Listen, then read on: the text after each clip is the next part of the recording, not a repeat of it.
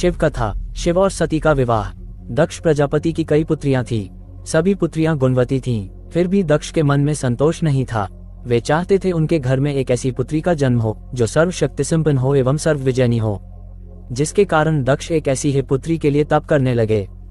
तप करते करते अधिक दिन बीत गए तो भगवती आद्या ने प्रकट होकर कहा, मैं तुम्हारे तप से प्रसन्न हूँ। तुम किस कारण वश तप कर रहे हो?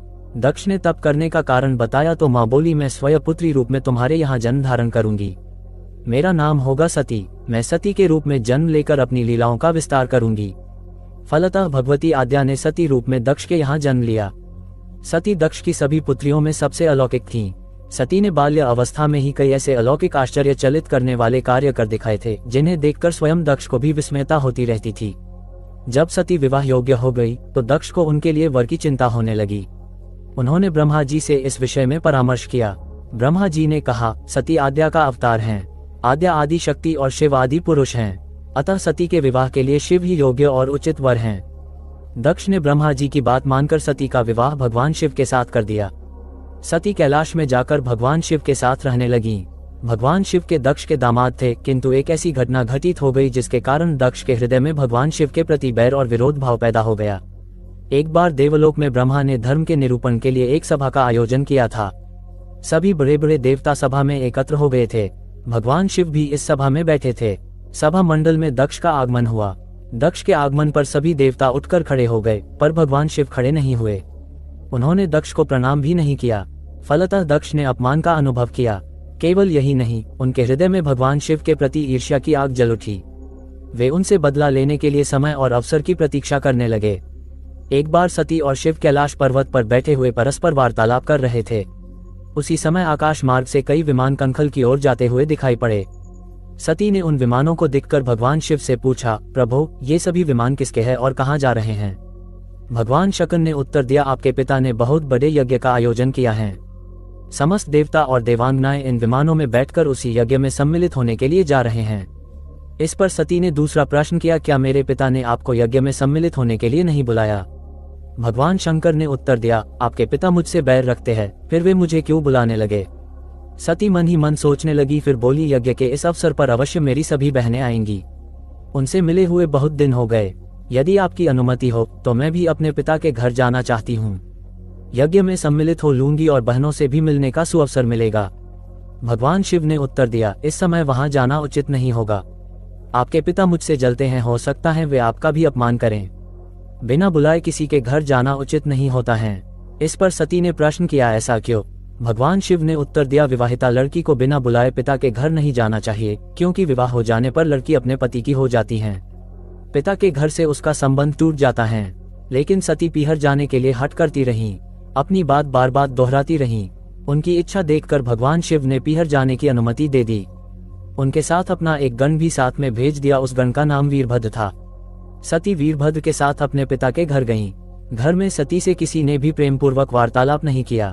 दक्ष ने उन्हें देखकर कहा, तुम क्या यहाँ मेरा अपमान कराने आए हो? अपनी बहनों को तो देखो, वे किस प्रकार भांति भांति के अलंकारों और सुंदर वस्त्रों से सुसज्जित हैं। तुम्हारे शरीर पर मात्र बाघंबर हैं। तुम्हारा पति श्मशानवासी और भूतों का नायक है। वह तुम्हें बाघंबर छोड़कर और पहना ही क्या सकता है? दक्ष के कथन से सती के हृदय में पश्चाताप का सागर उमड़ पड़ा। वे सोचने लगी, उन्होंने यहाँ आकर अच्छा नहीं किया। भगवान ठीक ही कह रहे थे, बिना बुलाए पिता के घर भी नहीं जाना चाहिए। पर अब क्या हो सकता है? अब तो आ ही गई हूँ। पिता के कटु और अपमानजनक शब्द सुनकर भी सती मौन रहीं। वे उस यज्ञ मंडल में गईं जहाँ सभी देवता और ऋषि मुनि बैठे थे तथा यज्ञ कुंड में धू धू करती जलती हुई अग्नि में आहुतियां डाली जा रही थीं। सती ने यज्ञ मंडप में सभी देवताओं के तो भाग देखे, किंतु भगवान शिव का भाग नहीं देखा। वे भगवान शिव का भाग न देखकर अपने पिता से बोली, पितृश्रेष्ठ यज्ञ में तो सबके भाग दिखाई पड़ रहे हैं, किंतु कैलाशपति का भाग नहीं है। आपने उनका भाग क्यों नहीं रखा? दक्ष ने गर्व से उत्तर दिया, मैं तुम्हारे पति शिव को देवता नहीं समझता। वह तो भूतों का स्वामी, नग्न रहने वाला और हड्डियों की माला धारण करने वाला है। वह देवताओं की पंक्ति में बैठने योग्य नहीं है। उसे कौन भाग देगा? सती के नेत्र लाल हो उठे। उनकी भौहें कुटिल हो गईं। उनका मुखमंडल प्रलय के सूर्य की भांति तेजोदीप्त हो उठा। उन्होंने पीड़ा से तिलमिलाते हुए कहा, ओह, मैं इन शब्दों को कैसे सुन रही हूँ, मुझे धिक्कार है। देवताओं, तुम्हें भी धिक्कार है। तुम भी उन कैलाशपति के लिए इन शब्दों को कैसे सुन रहे हो जो मंगल के प्रतीक हैं और जो क्षण मात्र में संपूर्ण सृष्टि को नष्ट करने की शक्ति रखते हैं। वे मेरे स्वामी हैं। नारी के लिए उसका पति ही स्वर्ग होता है। जो नारी अपने पति के लिए अपमानजनक शब्दों को सुनती है उसे नरक में जाना पड़ता है। पृथ्वी सुनो, आकाश सुनो और देवताओं तुम भी सुनो, मेरे पिता ने मेरे स्वामी का अपमान किया है। मैं अब एक क्षण भी जीवित रहना नहीं चाहती। सती अपने कथन को समाप्त करती हुई यज्ञ के कुंड में कूद पड़ी। जलती हुई आहुतियों के साथ उनका शरीर भी जलने लगा। यज्ञ मंडप में खलबली पैदा हो गई, हाहाकार मच गया। देवता उठकर खड़े हो गए। वीरभद्र क्रोध से कांप उठे। वे उछल-उछलकर यज्ञ का विध्वंस करने लगे। यज्ञ मंडप में भगदड़ मच गई।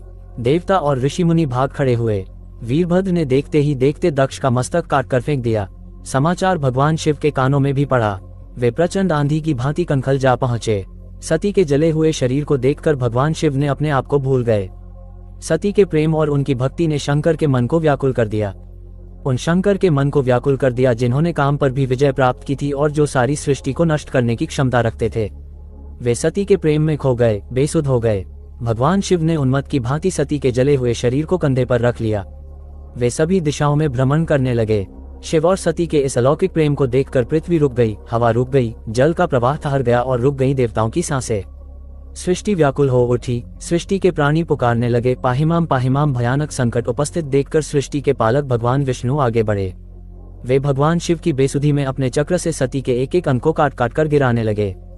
धरती पर 51 स्थानों में सती के अंग कट कट कर गिरे। जब सती के सारे अंग कट कर गिर गए तो भगवान शिव पुनः अपने आप में आए। जब वे अपने आप में आए तो पुनः सृष्टि के सारे कार्य चलने लगे। धरती पर जिन 51 स्थानों में सती के अंग कट कट कर गिरे थे वे ही स्थान आज शक्ति के पीठ स्थान माने जाते हैं। आज भी उन स्थानों में सती का पूजन होता है, उपासना होती है। शिव का रौद्र रूप है वीरभद्र। यह अवतार तब हुआ था जब ब्रह्मा के पुत्र दक्ष ने यज्ञ का आयोजन किया, लेकिन भगवान शिव को उसमें नहीं बुलाया। जबकि दक्ष की पुत्री सती का विवाह शिव से हुआ था। यज्ञ की बात ज्ञात होने पर सती ने भी वहां चलने को कहा, लेकिन शिव ने बिना आमंत्रण के जाने से मना कर दिया। फिर भी सती जिद कर अकेली ही वहां चली गई। अपने पिता के घर जब उन्होंने शिव का और स्वयं का अपमान अनुभव किया तो उन्हें क्रोध भी हुआ और उन्होंने यज्ञवेदी में कूदकर अपनी देह त्याग दी। जब भगवान शिव को ये पता हुआ तो उन्होंने क्रोध में अपने सिर से एक जटा उखाड़ी और उसे रोषपूर्वक पर्वत के ऊपर पटक दिया। उस जटा के पूर्व भाग से महाभयंकर वीरभद्र प्रकट हुए।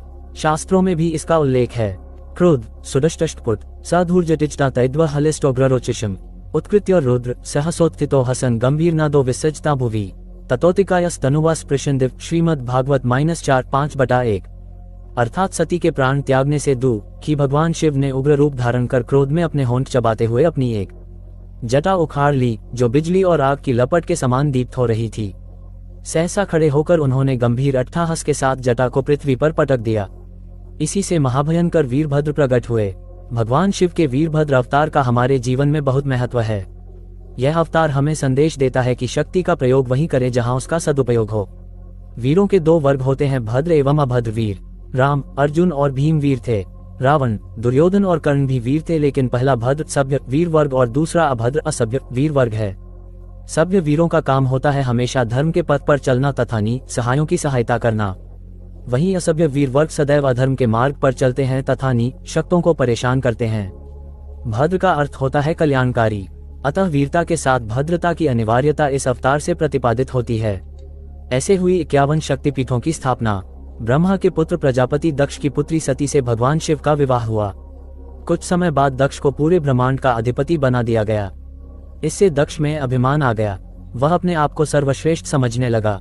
एक यज्ञ में भगवान शिव द्वारा खुद को प्रणाम न करने पर दक्ष ने उन्हें अनेक अपशब्द कहे।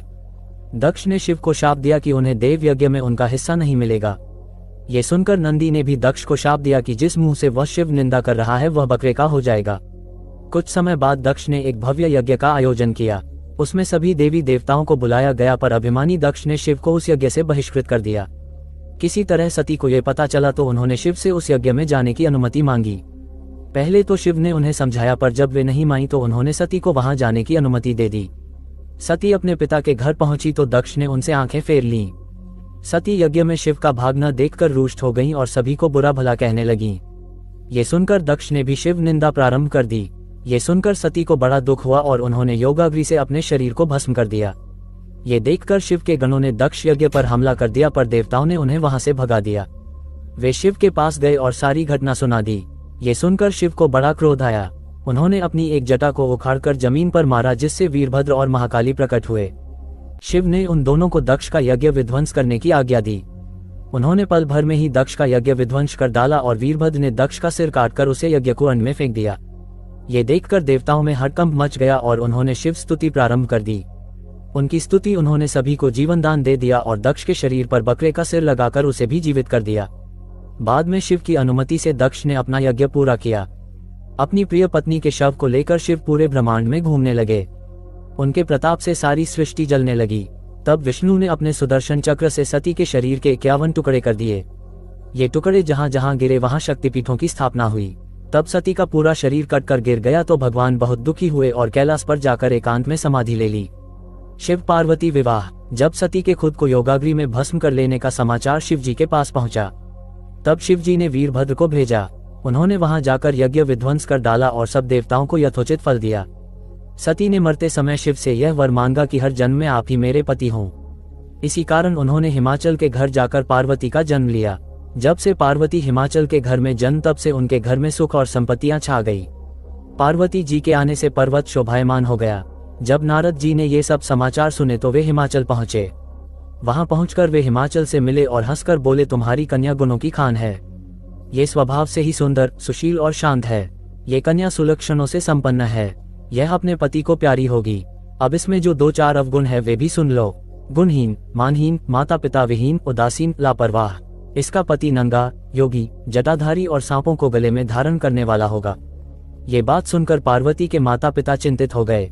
उन्होंने देवर्षि से इसका उपाय पूछा। तब नारद जी बोले, जो दोष मैंने बताए मेरे अनुमान से वे सभी शिव में है। अगर शिव जी के साथ विवाह हो जाए तो ये दोष गुण के समान ही हो जाएंगे। यदि तुम्हारी कन्या तप करे तो शिव जी ही इसकी किस्मत बदल सकते हैं। तब ये सुनकर पार्वती जी की मां विचलित हो गई। उन्होंने पार्वती के पिता से कहा, आप अनुकूल घर में ही अपनी पुत्री का विवाह कीजिएगा, क्योंकि पार्वती मुझे प्राणों से अधिक प्रिय है। पार्वती को देखकर मैना का गला भर आया। पार्वती ने अपनी मां से कहा, मां मुझे एक ब्राह्मण ने सपने में कहा है कि जो नारद जी ने कहा है तू उसे सत्य समझकर जाकर तप कर। ये तप तेरे लिए दुखों का नाश करने वाला है। उसके बाद माता पिता को बड़ी खुशी से समझाकर पार्वती तप करने गई। पार्वती जी ने शिव को पति रूप में पाने के लिए तपस्या आरंभ की, लेकिन शिव को सांसारिक बंधनों में कदापि रुचि नहीं थी। इसलिए पार्वती जी ने अत्यंत कठोर तपस्या की ताकि शिव प्रसन्न होकर उनसे विवाह कर लें। जब सप्तर्षि सती की परीक्षा लेने गए, सप्तर्षि ने पार्वती से जाकर पूछा, तुम किसके लिए इतना कठिन तप कर रही हो? तब पार्वती ने सकुचाते हुए कहा, आप लोग मेरी मूर्खता को सुनकर हंसेंगे। मैं शिव को अपना पति बनाना चाहती हूँ। पार्वती की बात सुनकर सभी ऋषि हंसने लगे और बोले कि तुमने उस नारद का उपदेश सुनकर शिव को अपना पति माना है, जो सब कुछ चौपट कर देता है। उनकी बातों पर विश्वास करके तुम ऐसा पति चाहती हो जो स्वभाव से ही उदासीन, गुणहीन, निर्लज, बुरे वेश वाला, बिना घर बार वाला, नंगा और शरीर पर नागों को धारण करने वाला है। ऐसे वर के मिलने से कहो तुम्हें क्या सुख मिलेगा। अब हमारा कहा मानो, हमने तुम्हारे लिए बहुत अच्छा वर चुना है। हमने तुम्हारे लिए जो वर चुना है वह लक्ष्मी का स्वामी और वैकुंठपुरी का रहने वाला है। तब पार्वती उनकी बात सुनकर बोली, कहा है कि मेरा हट भी पर्वत के ही समान मजबूत है। मैं अपना ये जन्म शिव के लिए हार चुकी हूँ। मेरी तो करोड़ जन्मों तक यही जिद रहेगी। पार्वती की यह बात सुनकर सभी ऋषि बोले, आप माया हैं और शिव भगवान है। आप दोनों समस्त जगत के माता पिता है। ये कहकर सप्तर्षि पार्वती को प्रणाम करके वहां से चले गए। पार्वती जी की दृढ़ निष्ठा ने जीत लिया शिव जी का मन। वर्षों तपस्या करने के बाद एक दिन पार्वती जी के पास एक ब्रह्मचारी आया। वह ब्रह्मचारी तपस्विनी पार्वती का आग्रह स्वीकार करने से पूर्व बोल उठा, तुम्हारे जैसी सुकुमारी क्या तपस्या के योग्य है। मैंने दीर्घ काल तक तप किया है। चाहो तो मेरा आधा या पूरा तप ले लो, किंतु तुम इतनी कठिन तपस्या मत करो। तुम चाहो तो त्रिभुवन के स्वामी भगवान विष्णु भी। किंतु पार्वती ने ऐसा उपेक्षा का भाव दिखाया कि ब्रह्मचारी 2 क्षण को रुक गया। फिर बोला, योग्य वर में 3 गुण देखे जाते हैं, सौंदर्य, कुलीनता और संपत्ति। इन तीनों में से शिव के पास एक भी नहीं है। नीलकंठ, त्रिलोचन, जटाधारी, विभूति पोते, सांप लपेटे शिव में तुम्हें कहीं सौंदर्य दिखता है? उनकी संपत्ति का तो कहना ही क्या, नग्न रहते हैं। बहुत हुआ तो चर्म चमड़ा लपेट लिया। कोई नहीं जानता कि उनकी उत्पत्ति कैसे हुई। ब्रह्मचारी पता नहीं क्या क्या कहता रहा, किंतु अपने आराध्य की निंदा पार्वती को अच्छी नहीं लगी। अतः वे अन्यत्र जाने को उठ खड़ी हुई। तब शिव उनकी निष्ठा देख ब्रह्मचारी रूप त्याग प्रकट हुए और उनसे विवाह किया। जहाँ दृढ़ लगन, कष्ट सहने का साहस और अटूट आत्मविश्वास हो, वहाँ लक्ष्य की प्राप्ति अवश्य होती है। शिव विवाह। पार्वती अपने तप को पूर्ण होते देख घर लौट आई और अपने माता पिता से सारा वृतांत कह सुनाया। अपनी दुलारी पुत्री की कठोर तपस्या को फलीभूत होता देखकर माता पिता के आनंद का ठिकाना नहीं रहा। उधर शंकर जी ने सप्तर्षियों को विवाह का प्रस्ताव लेकर हिमालय के पास भेजा और इस प्रकार विवाह की शुभ तिथि निश्चित हुई। सप्तर्षियों द्वारा विवाह की तिथि निश्चित कर दिए जाने के बाद भगवान शंकर जी ने नारद जी द्वारा सारे देवताओं को विवाह में सम्मिलित होने के लिए आदरपूर्वक निमंत्रित किया और अपने गणों को बारात की तैयारी करने का आदेश दिया। उनके इस आदेश से अत्यंत प्रसन्न होकर गणेश्वर शंखकर्ण, केकराक्ष, विकृत, विशाख, विकृतानंद, दुंदुभ, कपाल, कुंडक, काकपादधर, मधुपिंग, प्रमथ, वीरभद्र आदि गणों के अध्यक्ष अपने अपने गणों को साथ लेकर चल पड़े। नंदी, क्षेत्रपाल, भैरव आदि गणराज भी कोटि कोटि गणों के साथ निकल पड़े। ये सभी 3 नेत्रों वाले थे। सबके मस्तक पर चंद्रमा और गले में नीले चिन्ह थे। सभी ने रुद्राक्ष के आभूषण पहन रखे थे। सभी के शरीर पर उत्तम भस्म पुती हुई थी। इन गणों के साथ शंकर जी के भूतों, प्रेतों, पिशाचों की सेना भी आकर सम्मिलित हो गई। इनमें डाकनी, शाकिनी, यातुधान, वेताल, ब्रह्मराक्षस आदि भी शामिल थे। इन सभी के रूप, रंग, आकार, प्रकार, चेष्टाएं, वेशभूषा, हाव भाव आदि सभी कुछ अत्यंत विचित्र थे। किसी के मुख ही नहीं था और किसी के बहुत से मुख थे।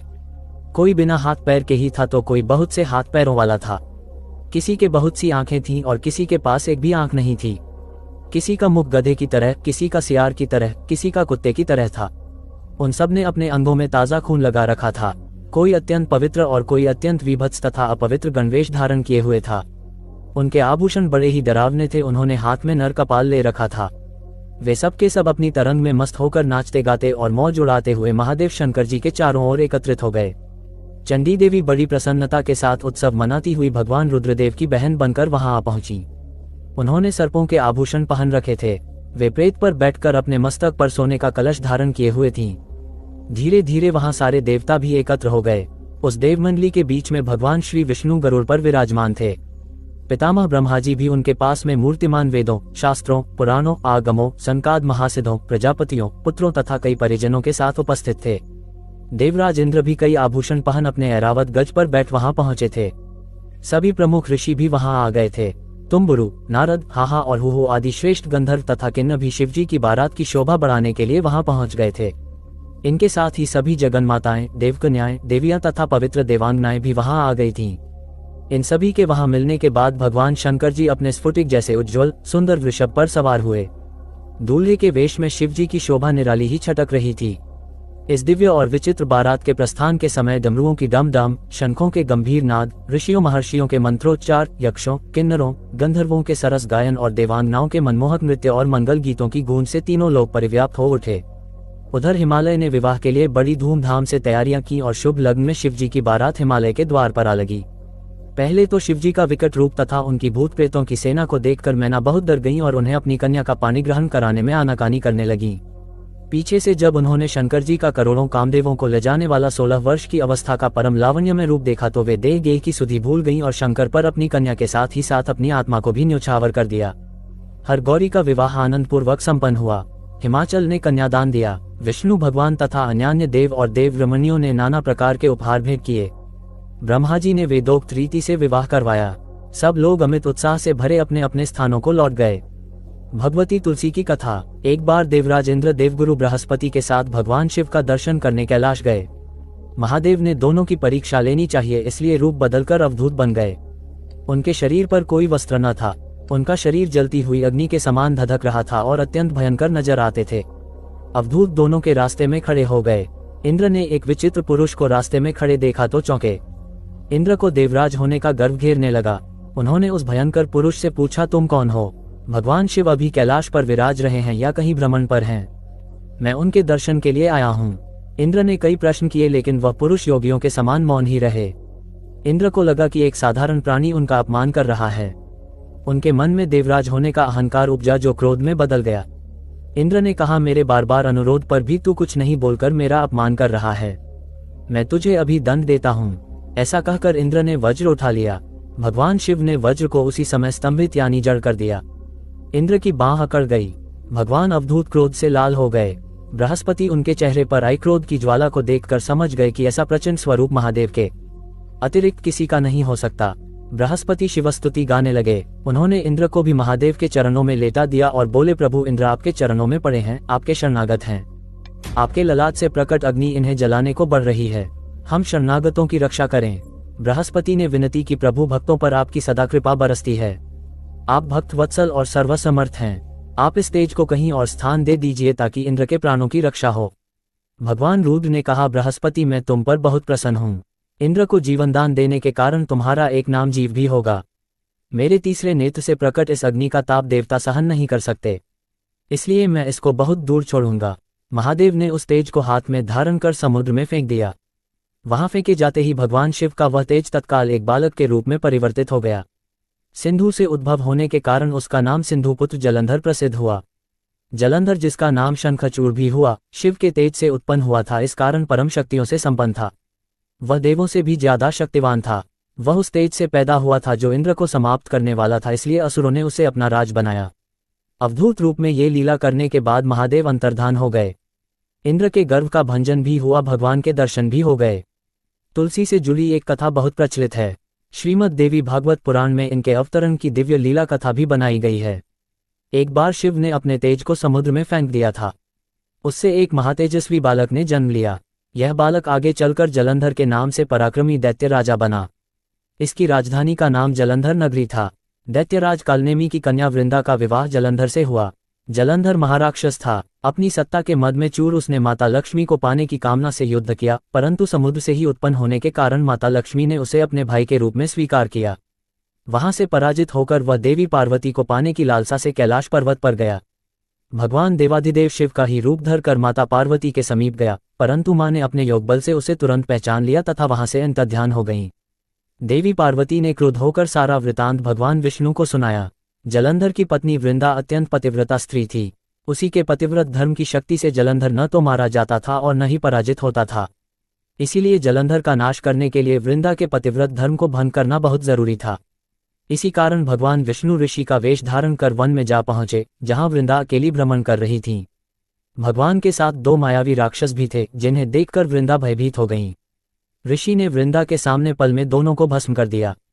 उनकी शक्ति देखकर वृंदा ने कैलाश पर्वत पर महादेव के साथ युद्ध कर रहे अपने पति जलंधर के बारे में पूछा। ऋषि ने अपने माया जाल से दो वानर प्रकट किए। एक वानर के हाथ में जलंधर का सिर था तथा दूसरे के हाथ में धड़। अपने पति की ये दशा देखकर वृंदा मूर्छित होकर गिर पड़ी। होश में आने पर उन्होंने ऋषि रूपी भगवान से विनती की कि वह उसके पति को जीवित करें। भगवान ने अपनी माया से पुनः जलंधर का सिर धड़ से जोड़ दिया, परंतु स्वयं भी वह उसी शरीर में प्रवेश कर गए। वृंदा को इस छल का जरा आभास न हुआ। जलंधर बने भगवान के साथ वृंदा पतिव्रता का व्यवहार करने लगी, जिससे उसका सतीत्व भंग हो गया। ऐसा होते ही वृंदा का पति जलंधर युद्ध में हार गया। इस सारी लीला का जब वृंदा को पता चला तो उसने क्रुद्ध होकर भगवान विष्णु को शिला होने का श्राप दे दिया तथा स्वयं सती हो गईं। जहां वृंदा भस्म हुई वहां तुलसी का पौधा उगा। भगवान विष्णु ने वृंदा से कहा, हे वृंदा, तुम अपने सतीत्व के कारण मुझे लक्ष्मी से भी अधिक प्रिय हो गई हो। अब तुम तुलसी के रूप में सदा मेरे साथ रहोगी। जो मनुष्य भी मेरे शालिग्राम रूप के साथ तुलसी का विवाह करेगा उसे इस लोक और परलोक में विपुल यश प्राप्त होगा। जिस घर में तुलसी होती है वहां यम के दूत भी असमय नहीं जा सकते। गंगा व नर्मदा के जल में स्नान तथा तुलसी का पूजन बराबर माना जाता है। चाहे मनुष्य कितना भी पापी क्यों ना हो, मृत्यु के समय जिसके प्राण मंजरी रहित तुलसी और गंगा जल मुख में रखकर निकल जाते हैं, वह पापों से मुक्त होकर वैकुंठ धाम को प्राप्त होता है। जो मनुष्य तुलसी व आंवलों की छाया में अपने पितरों का श्राद्ध करता है, उसके पितर मोक्ष को प्राप्त हो जाते हैं। उसी दैत्य जलंधर की यह भूमि जलंधर नाम से विख्यात है। सती वृंदा का मंदिर मोहल्ला कोट किशनचंद में स्थित है। कहते हैं इस स्थान पर एक प्राचीन गुफा थी जो सीधी हरिद्वार तक जाती थी। कुबेर का अहंकार। यह एक पौराणिक कथा है। कुबेर तीनों लोकों में सबसे धनी थे। एक दिन उन्होंने सोचा कि हमारे पास इतनी संपत्ति है लेकिन कम ही लोगों को इसकी जानकारी है, इसलिए उन्होंने अपनी संपत्ति का प्रदर्शन करने के लिए एक भव्य भोज का आयोजन करने की बात सोची। उसमें तीनों लोकों के सभी देवताओं को आमंत्रित किया गया। भगवान शिव उनके इष्ट देवता थे, इसलिए उनका आशीर्वाद लेने वह कैलाश पहुंचे और कहा, प्रभु, आज मैं तीनों लोकों में सबसे धनवान हूँ, ये सब आपकी कृपा का फल है। अपने निवास पर एक भोज का आयोजन करने जा रहा हूँ, कृपया आप परिवार सहित भोज में पधारने की कृपा करें। भगवान शिव कुबेर के मन का अहंकार ताड़ गए, बोले, वत्स, मैं कहीं बाहर नहीं जाता। कुबेर गिड़गिड़ाने लगे, भगवान, आपके बगैर तो मेरा सारा आयोजन बेकार चला जाएगा। तब शिव जी ने कहा, एक उपाय है, मैं अपने छोटे बेटे गणपति को तुम्हारे भोज में जाने को कह दूंगा। कुबेर संतुष्ट होकर लौट आए। नियत समय पर कुबेर ने भव्य भोज का आयोजन किया। तीनों लोकों के देवता पहुंच चुके थे। अंत में गणपति आए और आते ही कहा, मुझको बहुत तेज भूख लगी है, भोजन कहाँ है? कुबेर उन्हें ले गए भोजन से सजे कमरे में। सोने की थाली में भोजन परोसा गया। क्षण भर में ही परोसा गया सारा भोजन खत्म हो गया। दोबारा खाना परोसा गया, उसे भी खा गए। बार बार खाना परोसा जाता और क्षण भर में गणेश जी उसे चट कर जाते। थोड़ी ही देर में हजारों लोगों के लिए बना भोजन खत्म हो गया, लेकिन गणपति का पेट नहीं भरा। वे रसोई घर में पहुंचे और वहां रखा सारा कच्चा सामान भी खा गए, तब भी भूख नहीं मिटी। जब सब कुछ खत्म हो गया तो गणपति ने कुबेर से कहा, जब तुम्हारे पास मुझे खिलाने के लिए कुछ था ही नहीं तो तुमने मुझे न्योता क्यों दिया था। कुबेर का अहंकार चूर चूर हो गया। तपस्या का फल। भगवान शंकर को पति के रूप में पाने हेतु माता पार्वती कठोर तपस्या कर रही थी। उनकी तपस्या पूर्णता की ओर थी। एक समय वह भगवान के चिंतन में ध्यान मग्न बैठी थी। उसी समय उन्हें एक बालक के डूबने की चीख सुनाई दी। माता तुरंत उठकर वहां पहुंची। उन्होंने देखा एक मगरमच्छ बालक को पानी के भीतर खींच रहा है। बालक अपनी जान बचाने के लिए प्रयास कर रहा है तथा मगरमच्छ उसे आहार बनाने का। करुणामयी मां को बालक पर दया आ गई। उन्होंने मगरमच्छ से निवेदन किया कि बालक को छोड़ दीजिए, इसे आहार न बनाएं। मगरमच्छ बोला, माता यह मेरा आहार है, मुझे हर छठे दिन उदर पूर्ति हेतु जो पहले मिलता है उसे मेरा आहार ब्रह्मा ने निश्चित किया है। माता ने फिर कहा, आप इसे छोड़ दे, इसके बदले मैं अपनी तपस्या का फल दूंगी। ग्राह ने कहा, ठीक है। माता ने उसी समय संकल्प कर अपनी पूरी तपस्या का पुण्य फल उस ग्राह को दे दिया। ग्राह तपस्या के फल को प्राप्त कर सूर्य की भांति चमक उठा। उसकी बुद्धि भी शुद्ध हो गई। उसने कहा, माता आप अपना पुण्य वापस ले लें, मैं इस बालक को यूं ही छोड़ दूंगा। माता ने मना कर दिया तथा बालक को गोद में लेकर ममतामयी माता दुलारने लगी। बालक को सुरक्षित लौटाकर माता ने अपने स्थान पर वापस आकर तप शुरू कर दिया।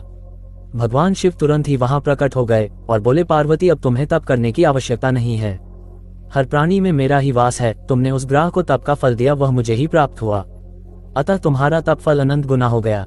तुमने करुणावश द्रवित होकर किसी प्राणी की रक्षा की, अतः मैं तुम पर प्रसन्न हूं तथा तुम्हें पत्नी रूप में स्वीकार करता हूं।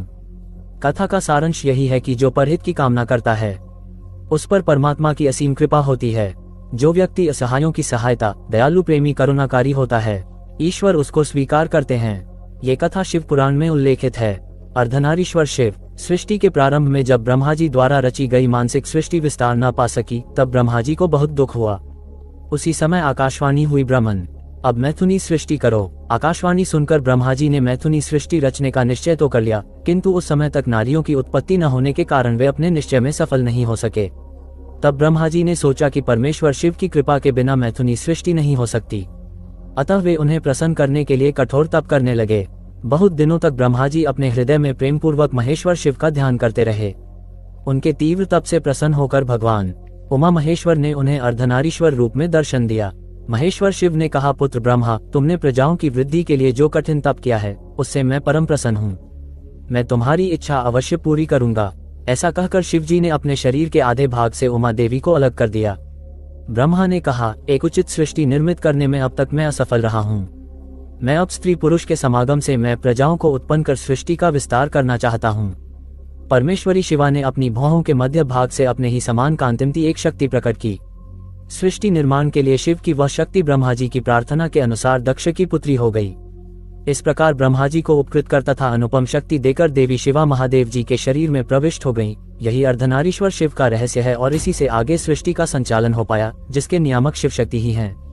समुद्र मंथन कथा। एक बार की बात है, शिवजी के दर्शनों के लिए दुर्वासा ऋषि अपने शिष्यों के साथ कैलाश जा रहे थे। मार्ग में उन्हें देवराज इंद्र मिले। इंद्र ने दुर्वासा ऋषि और उनके शिष्यों को भक्तिपूर्वक प्रणाम किया। तब दुर्वासा ने इंद्र को आशीर्वाद देकर विष्णु भगवान का पारिजात पुष्प प्रदान किया। इंद्रासन के गर्भ में चूर इंद्र ने उस पुष्प को अपने ऐरावत हाथी के मस्तक पर रख दिया। उस पुष्प का स्पर्श होते ही ऐरावत सहसा विष्णु भगवान के समान तेजस्वी हो गया।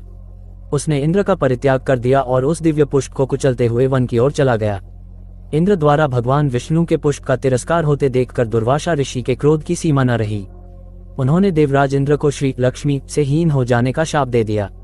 दुर्वासा मुनि के शाप के फलस्वरूप लक्ष्मी उसी क्षण स्वर्गलोक को छोड़कर अदृश्य हो गईं। लक्ष्मी के चले जाने से इंद्र आदि देवता निर्बल और श्रीहीन हो गए। उनका वैभव लुप्त हो गया। इंद्र को बलहीन जानकर दैत्यों ने स्वर्ग पर आक्रमण कर दिया और देवगण को पराजित करके स्वर्ग के राज्य पर अपनी परचम फहरा दिया। तब इंद्र देवगुरु बृहस्पति और अन्य देवताओं के साथ ब्रह्मा जी की सभा में उपस्थित हुए। तब ब्रह्मा जी बोले, देवेंद्र, भगवान विष्णु के भोगरूपी पुष्प का अपमान करने के कारण रुष्ट होकर भगवती लक्ष्मी तुम्हारे पास से चली गई हैं। उन्हें पुनः प्रसन्न करने के लिए तुम भगवान नारायण की कृपा दृष्टि प्राप्त करो। उनके आशीर्वाद से तुम्हें खोया वैभव पुनः मिल जाएगा। इस प्रकार ब्रह्मा जी ने इंद्र को आश्वस्त किया और उन्हें लेकर भगवान विष्णु की शरण में पहुंचे। वहां परब्रह्म भगवान विष्णु भगवती लक्ष्मी के साथ विराजमान थे। देवगण भगवान विष्णु की स्तुति करते हुए बोले, भगवान आपके श्री चरणों में हमारा बारंबार प्रणाम। भगवान हम सब जिस उद्देश्य से आपकी शरण में आए हैं, कृपा करके आप उसे पूरा कीजिए। दुर्वासा ऋषि के शाप के कारण माता लक्ष्मी हमसे रूठ गई हैं और दैत्यों ने हमें पराजित कर स्वर्ग पर अधिकार कर लिया है। अब हम आपकी शरण में हैं, हमारी रक्षा कीजिए। भगवान विष्णु त्रिकालदर्शी हैं, वे पल भर में ही देवताओं के मन की बात जान गए। तब वे देवगण से बोले, देवगण मेरी बात ध्यानपूर्वक सुने, क्योंकि केवल यही तुम्हारे कल्याण का उपाय है। दैत्यों पर इस समय काल की विशेष कृपा है, इसलिए जब तक तुम्हारे उत्कर्ष और दैत्यों के पतन का समय नहीं आता तब तक तुम उनसे संधि कर लो।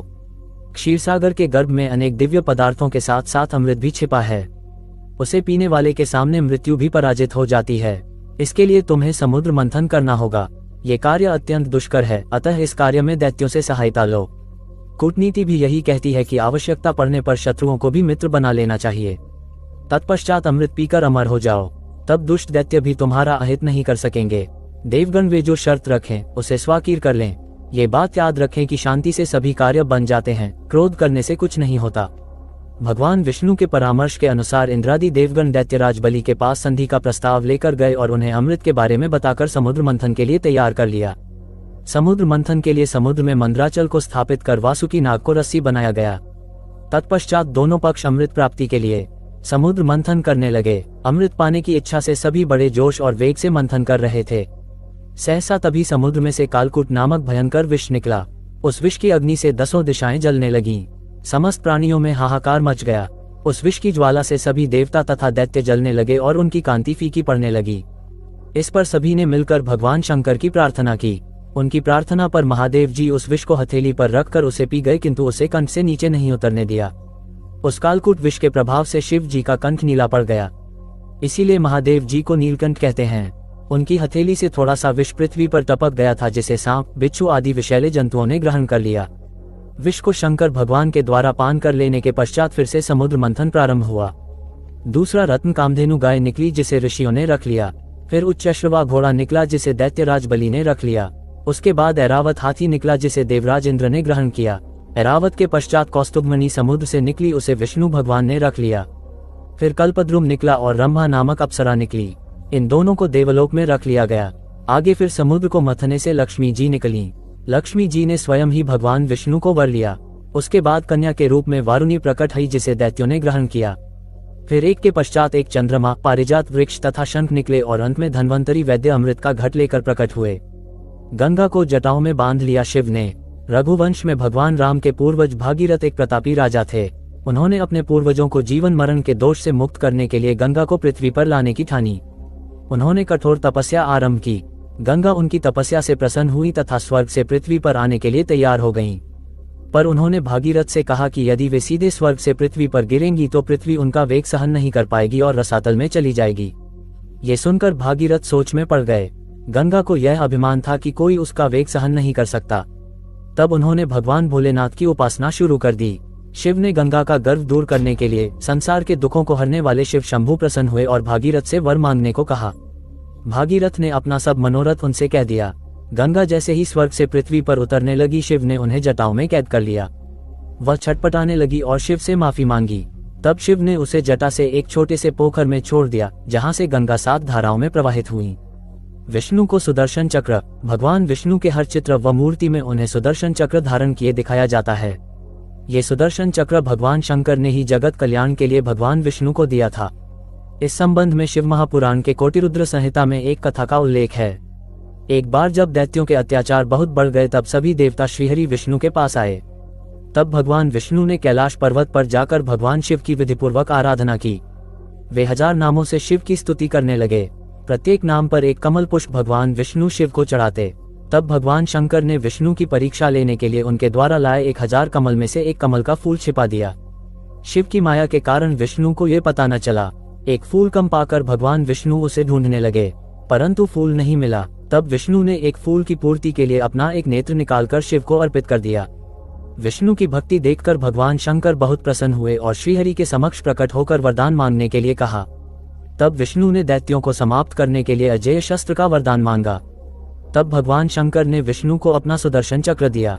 विष्णु ने उस चक्र से दैत्यों का संहार कर दिया। इस प्रकार देवताओं को दैत्यों से मुक्ति मिली तथा सुदर्शन चक्र उनके स्वरूप से सदैव के लिए जुड़ गया।